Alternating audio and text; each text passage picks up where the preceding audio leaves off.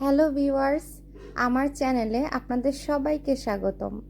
Anika's cooking tips চ্যানেলে আমি আজকে নিয়ে এসেছি নতুন একটি রান্নার রেসিপি, আর সেটি হচ্ছে শুটকি মাছের আলুর চপ। কি নামটা শুনে অবাক হচ্ছেন? আলুর চপ শুটকি মাছ দিয়ে হয়তো কখনো খাননি, খেতে বা কেমন হবে। কিন্তু এই শুটকি মাছের আলুর চপটি খেতে কিন্তু অনেক মজা। ভিডিওটি না টেনে শেষ পর্যন্ত মনোযোগ দিয়ে দেখতে থাকুন। আর হ্যাঁ, ভিডিওটি ভালো লেগে থাকলে কিন্তু একটি লাইক দিতে এবং কমেন্ট করতে ভুলবেন না। আর বাড়িতে এই রেসিপিটি কিন্তু অন্তত একবার হলেও ট্রাই করবেন। চলুন এবার তাহলে রেসিপিটি দেখে নেওয়া যাক। চুলায় আমি একটি কড়াই বসিয়ে দিয়েছি, সামান্য পরিমাণে তেল দিয়ে নিচ্ছি। প্রথমে আমি শুটকি মাছগুলোকে ভেজে নিব। চিংড়ি শুটকি ভালো করে ধুয়ে পানি ঝরিয়ে রেখেছিলাম। চুলার জালটা মিডিয়াম থেকে একটু কম আঁচে দিয়ে এটাকে আমি এখন ভাজবো। দিয়ে দিলাম হাফ চা চামচ থেকে একটু কম হলুদ গুঁড়া এবং সামান্য পরিমাণে লবণ। অল্প আঁচে এখন এটা আস্তে আস্তে ভাজতে থাকবো।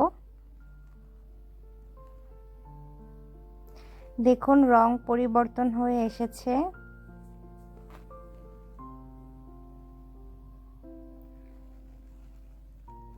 7 থেকে 8 মিনিট সময় লাগবে এটা ভাজার জন্য। যখন সম্পূর্ণ রং এভাবে চেঞ্জ হয়ে আসবে তখন এটাকে নামিয়ে নিতে হবে। 7 থেকে 8 মিনিট ধরে ভাজতে ভাজতে শুটকি মাছের রং পরিবর্তন হয়ে এসেছে। আমি এখন এটাকে নামিয়ে নিচ্ছি। শুকনো মরিচ ভাজার জন্য কড়াইতে আবারও একটু তেল দিয়ে দিলাম। চপ বানানোর জন্য যে আলু ভর্তাটা করব সেটা আজকে শুকনো মরিচ দিয়ে ভর্তাটা করব। শুকনো মরিচ ভাজা হয়ে গিয়েছে, আমি এগুলোকে একটু ভেঙে নিচ্ছি। গরম থাকা অবস্থাতেই ভেঙে নিতে হবে, ঠান্ডা হয়ে গেলে শুকনো মরিচ গুঁড়ো করা একটু ঝামেলা হয়ে যায়। 1 চা চামচ লবণ দিয়ে আমি মরিচগুলোকে ভেঙে নিচ্ছি। ভালো করে গুঁড়া করা হয়ে গিয়েছে। এবার আমি এর মধ্যে চিংড়ি মাছগুলো দিয়ে দিচ্ছি ভেজে রাখা চিংড়ি শুটকি। মাছগুলোকে আমি হাত দিয়ে এভাবে কচলে নিব। কচলে নিলেই কিন্তু মাছগুলো একটু নরম ভর্তা টাইপের হয়ে যাবে। শুটকি মাছের এই চপটা খেতে কিন্তু ভীষণ মজাদার হয়। আপনারা বাড়িতে অন্তত একবার হলেও শুটকি মাছের চপ বানিয়ে খেয়ে দেখবেন। এটা খেতে অনেক মজার হয়, আপনাদের খুব ভালো লাগবে। ধনেপাতা এবং পেঁয়াজ দিয়ে এটাকে ভালো করে আরেকটু কষলে নিচ্ছি। এবারে এর মধ্যে দিয়ে দিচ্ছি সিদ্ধ করে রাখা আলু। আমি 2টা মিডিয়াম সাইজের আলু সিদ্ধ করে রেখেছিলাম। মিডিয়াম সাইজের 2টা আলু থেকে প্রায় 12 থেকে 13টা চপ হবে। আপনারা আপনাদের স্বাদ মতো আর একটু বাড়িয়েও নিতে পারেন। চপের স্বাদ বাড়ানোর জন্য আমি এখানে দিয়ে দিচ্ছি ম্যাগি মশলা। এটা অপশনাল, আপনারা চাইলে স্কিপও করতে পারেন, কিন্তু এটা দিলে চপটা খেতে খুবই মজার হয়। ম্যাগি মশলা সবটুকু দেওয়া হয়ে গিয়েছে। আমি এখন ভালো করে আবারও একটু মাখিয়ে নিচ্ছি। আমার ভর্তা রেডি। এবারে চপ ভাজার জন্য বেসন গোলানোর পালা। আমি এখানে 2 কাপ পরিমাণে বেসন নিয়ে নিয়েছি।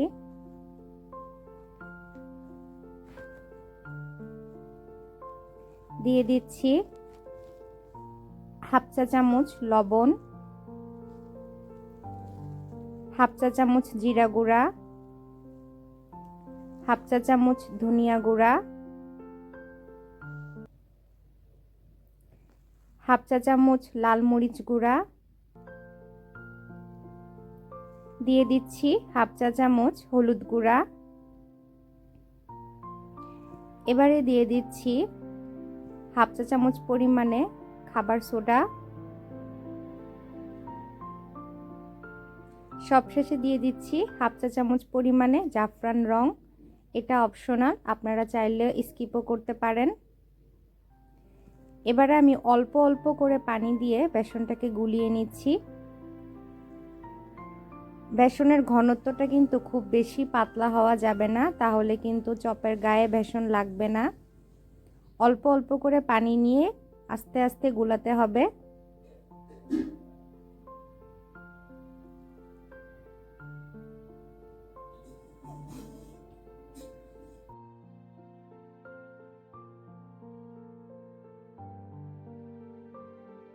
বেসনটা কিন্তু ঠিক এই কনসিস্টেন্সিতেই রাখতে হবে। দেখুন, খুব বেশি ঘন না, আবার কিন্তু খুব বেশি পাতলাও না, তবে মোটামুটি একটু ঘন।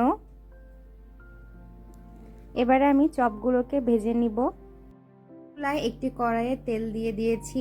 তেল গরম হয়ে আসলে আমি চপগুলোকে তেলের মধ্যে দিয়ে দিচ্ছি। বেসনে ভালো করে ডুবিয়ে নিয়ে তারপরে আস্তে করে তেলের উপরে ছেড়ে দিতে হবে। দূর থেকে জোরে ছেড়ে দিবেন না, তাতে করে গরম তেল গায়ে ছিটকে পুড়ে যেতে পারেন। চুলার জালটা মিডিয়ামে রেখে আমি এখন 3 থেকে 4 মিনিট মতো ভেজে নিচ্ছি। এক পাশ ভেজে নেওয়া হয়ে গেলে সাবধানে উল্টিয়ে দিতে হবে।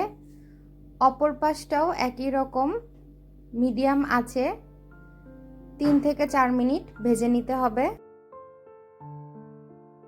আজকের এই শুটকি মাছের চপের রেসিপিটি একদমই নতুন, আর এরকম নিত্য নতুন আরও রেসিপি পেতে আমার চ্যানেলটি অবশ্যই সাবস্ক্রাইব করবেন। বাকি চপগুলো আমি এইভাবে করে ভেজে নিব। আমার সব চপ ভাজা হয়ে গিয়েছে, দেখুন কতটা সুন্দর হয়েছে, দেখতেও কিন্তু খুবই লোভনীয় লাগছে। গরম ভাতের সাথে বা মুড়ি দিয়ে খেতে বা টমেটো সস দিয়ে খেতে কিন্তু বেশ ভালো লাগবে।